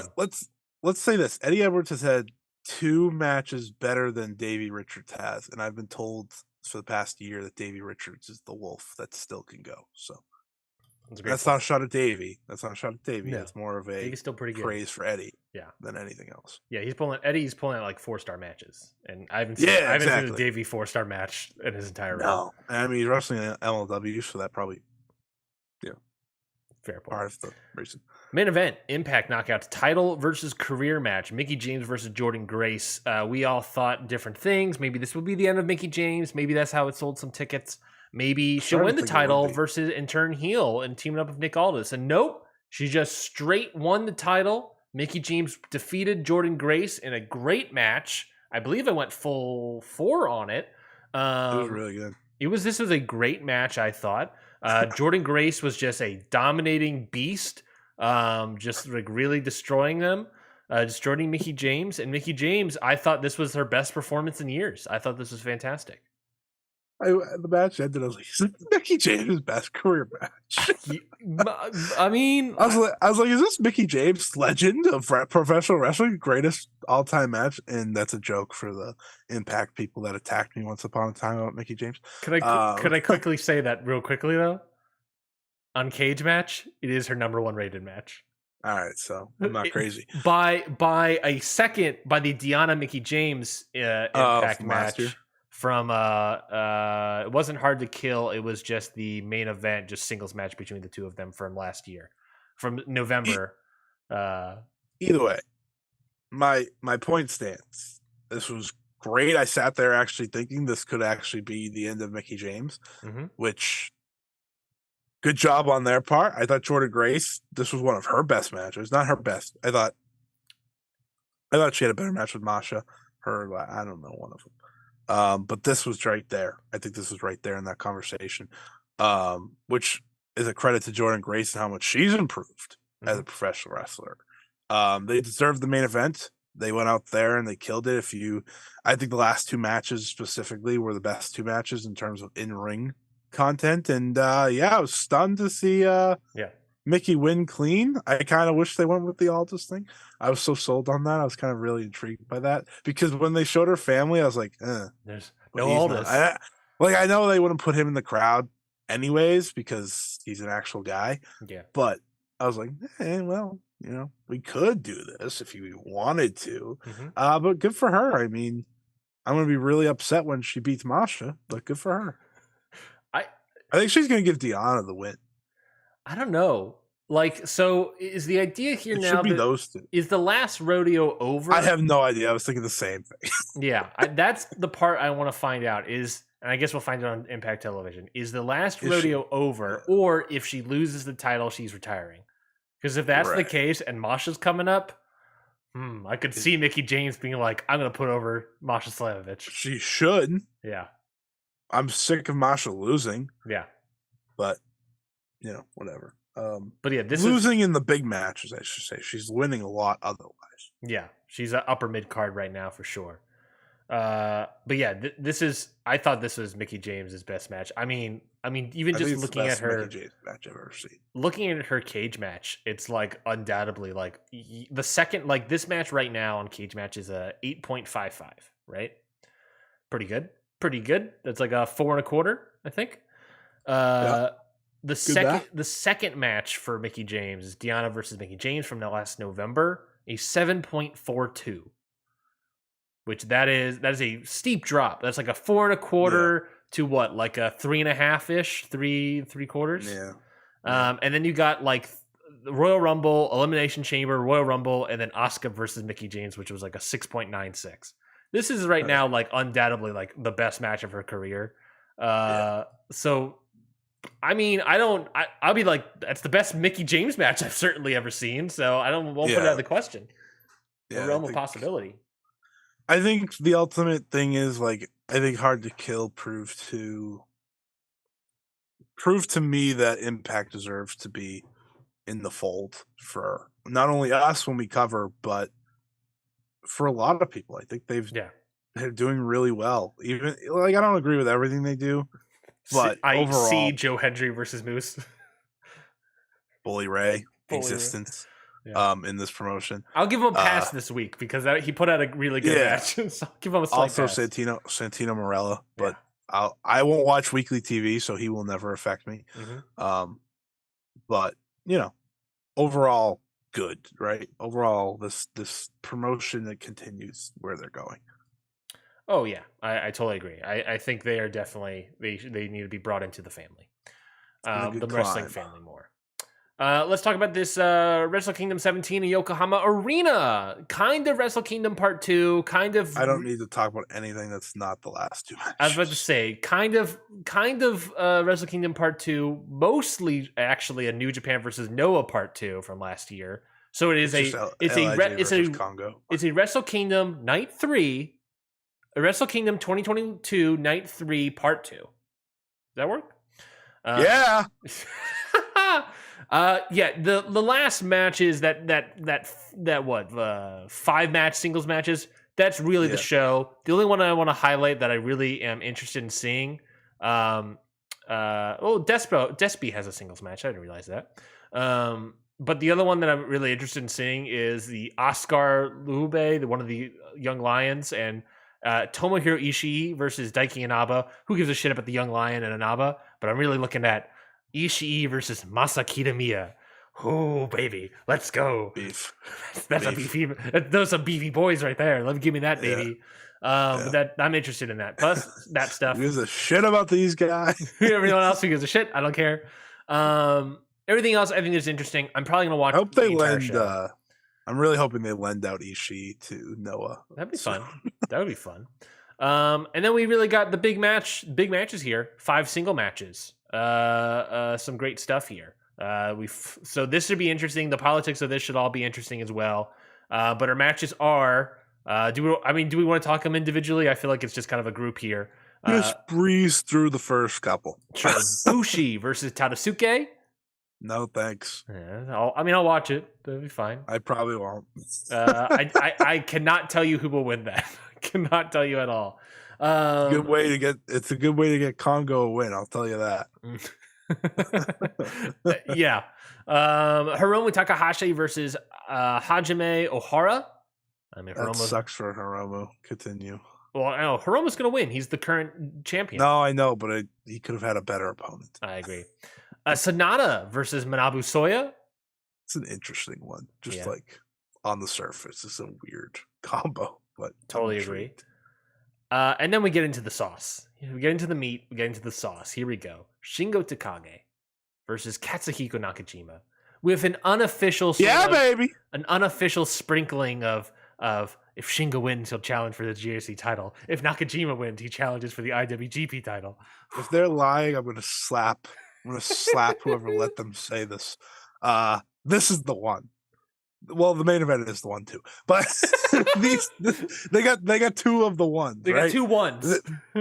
This they got 11. This here. Is gonna be this is my wrestling right here. Yeah. Shingo, Nakajima, smashing the shit out of each other with lariats and kicks and and elbows and forearms and anything else they could think of. This is gonna be good. This match right here, when I saw the graphic, I was like, the show's already worth it. I could give a shit less what else is on the show. Then I saw the rest of the cars like Togi Makabe, you'll pay for this, you piece of shit. If it was just like anyone, if it was Ishii instead of Makabe, that match would legitimately be great. Yeah. With Inamura and Kiyomiya versus Okada. Yeah. But no, we have to have Makabe on there. Can't wait to see Makabe lose. Boy, oh boy, Shingo and Nakajima. That's the good stuff. Yeah, plug that straight into my veins, baby. That's 30-minute time limit. Give them more. I say that, but like a 25-minute match from these guys would just absolutely slap. They're gonna go to draw because they said the title match thing. that sounds right. No title match. That sounds right. I mean, there might be a few draws in here. I wouldn't be surprised. Okada and Nakajima would be sick. That would. I mean, it's not. I don't think it's out of the realm of possibility of Nakajima winning this match. Like, because I think it's more likely that Naito wins his. That's Naito. So yeah. Yeah. So I think Nakajima winning is actually not in the realm of possibility. He's previously been in a G1. Not many people remember that, but he was in a G1 before. I don't know if he ever faced Okada in that G1. I would have to look that up. Yeah. But he's been in it before. So it's not out of the realm of possibility of him sort of like the New Japan office being like, yeah, you know what? Sure. Why not? You can get a win here and you can challenge After Shingo challenges and then Nakajima challenges. Nakajima, he was in the 2016 G1. He faced Omega, Naito, Yano, Elgin, Shibata, Evil, Hanma, Nagata, Yoshihashi. So he's never faced Okada. Hanma. Hanma, baby. Who did he beat? Let's see. He beat a lot of people. He beat Elgin, Evil, Hanma, Nagata, and Yano. Oh, wait, all the people that don't matter. And he lost to Naito, Omega, Shibata, and Yoshihashi. So Yoshihashi, there we go, baby. Shout out to the Yosh. So yeah, I don't think it's out of the realm possibility. It's a match that they haven't done before. He obviously was in New Japan on a Noah excursion, sort of New Japan G1 climax thing before. I don't think it's out of the realm possibility that Nakajima wins this match. Listen, this is my ultimate breakdown. Give me Nakajima and Okada, or give me Kaito and Shingo. I don't care. It's a win-win. Baby. Oh, baby. That would be great. That would Noah's booking, they'd be like, let's just give Shingo the belt. Even better. Could be like, we need him. Even you guys better. can't take him like Kojima. We all thought the KOPW would be wrapped into the IWGP title. No, KOPW getting wrapped into the GHC title. Yeah. And then your main event of the show, Naito versus Kano, the Fist King himself versus the Eye King himself. Kano versus Naito. This is a Wrestle Kingdom worthy main event. Yeah. I'll say that. I think it is. I think this is. Oh, this is awesome. This is like two of the coolest wrestlers, even though I think like I see through Kano's coolness sometimes. It's like, all right, dude, chill out. You're way too intense. A little too intense. With Naito, it's like Naito just doesn't give a shit. Yeah. When he's cool, and it's like it's perfect. So like Kano's gonna kick Naito once, and Naito's gonna be like, all right, cool. Walk it off. Okay. This is why Naito didn't have a big match with the first Wrestle Kingdom. Yeah, yeah. It makes a lot more sense. Same thing as like main eventing the second night of Wrestle Kingdom. Exactly. In quotations. But this is a lot better than last year's 100% show, because it has two major singles matches, which is enough for me. It has single matches. If it didn't have Togi Makabe, we'd be eating. Yeah. But there's no way. But there's no way they would have done that. There's no way they would have done that. Ishii, they could have Ishii. Yeah, I see. Okay, I see your point. Inamura is gonna get pinned. Yeah, I don't know. I mean, Togi Makabe is there. I don't know. I wouldn't feel great about it no matter what. Let's just say that. Have Kaito win here and then have Naito win the main event. I'm saying politically, I could see that maybe. And their names are similar. Their names are similar. You can't forget that. But then also, if Nakajima's being Shingo, your upcoming challenger for the IWGP title, then maybe. Yeah. I mean, Makabe should be the one getting pinned. I will say that. It's just Inamura, that poor guy, has no shot in hell. Also, big pop that Jake Lee's not on the show. Anyways. No Jack Morris, so I'm very disappointed. That's the real shame. That's the real shame. The new ace, the new Gaijin ace of Noah. I call him the international ace of Noah because he is. Can't wait for that title match. But in all seriousness, very good. And since we're coming up on the end of our time, this is when I'm going to tell everyone that next week will be the week that we talk about our promotions we're keeping and getting rid of, and we gotta push it. It's my fault, and I'll admit that. But I want that to be a real discussion. We'll do that.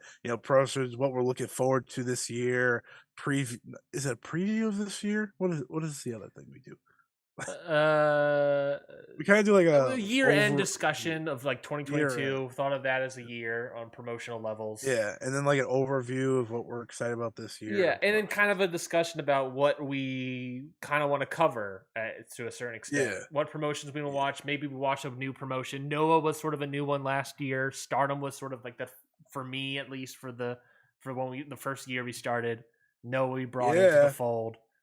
Noah, the next year you can find out, are we keeping Noah? Maybe the Yokohama Arena show will determine if we're keeping Noah. But next week is that and Muda, right? But we're not gonna talk about Muda until the week after. No, we the plan is to not talk about Muda next week because Muda will be that morning. We currently have a guest lined up for the 29th in 2 weeks where we'll talk about the Muda show. But And the Royal Rumble. yeah, next week is going to be Royal Rumble preview, Yokohama review, and then the overview of the year of 2022. And yeah, fantastic. And we'll speaking of the year of 2022, let's do some plugs. Open up that old plug bag. I'll steal that gimmick. Year-end awards, 2022 year-end awards. If you're listening to this, watching this live stream right now on YouTube, on Twitch, if you were watching this right now, you can head over to the Countout Twitter page at CountOutPod, or I'll react to them next week. Yeah, we'll do that. We'll get your reaction from that. But the last day for that is today, so go vote. It's on the Twitter. It's the pinned tweet at the top of the Twitter page. Go vote for the year-end awards. Last I checked, there was one more vote, so I didn't update it yet to see if there was one tiebreaker that we really needed. That I think someone might have broken that tie. I'm not sure, but either way, go vote. Google form doc, it's in there. Please go vote. It's the last day, and we will announce the winners of that tomorrow on our Patreon, and then we'll get Scotty's reactions and stuff next week as well when we have a big full-on discussion. But Scotty, that was the year-end awards. Give us your plug. Yeah, plug. Match of the week. Oh, I can't say anything from AEW. Tough. Or Impact. Tough. I mean, I'll give you Rampage if you want. We really talk. Well, I'll say Kevin Owens. No, I'll say Yuki Yoshioka versus Skywalker from Dragon Gate. There we go. Found something. Plugs. Follow me at Scotty Wrestling on Twitter, and I'll have an article coming out this week. I have an interview coming out this week, so go check that out. And and make sure you vote. Vote one more day. Go vote. It's your last day, baby. Next week we'll make sure it's a full episode since I fucked up. That's totally fine, Scotty. No worries whatsoever. My match of the week. Oh, Scotty just left. My match of the week is going to be. It's going to be. Where was it? Oh, yes, it is. This one is the from 2004. That's right. My match of the week. I saw this match this week. Kenta Kobayashi versus Jun Akiyama from Noah Departure Show, July 10th, 2004 for the GHC heavyweight title. I went a full $5 on that one. I slapped the $5 down and said, yes, please. So go watch that match. Whoa. Time out. I only heard the end of it. What was it? My match of the week was the match of the week. The best match I saw this week was from 2004, Noah's Departure Show, Kenta Kobayashi versus Jun Akiyama for the GHC heavyweight title. Okay. I slapped a $5 down, and I thought it was a fantastic. I heard 5 stars, and I was like, hey now. I slapped the $5 down. I got a free sub from Subway. With that match, I just gave him the clip of the match, and I walked out with a sub. I thought the match was fantastic, so definitely go check that out. But that was the best match I've watched. Subway were big Noah fans.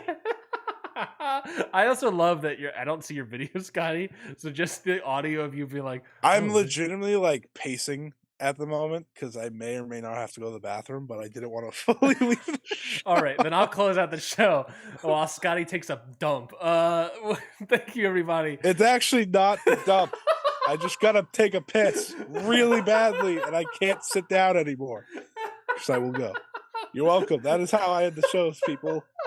This was Ring Post Radio here on the Countout Network. Ryan's dead. Ryan is corpsing. Ryan is gone. Next week, we'll be back with reviewing the Yokohama Arena Wrestle Kingdom show with New Japan and Noah.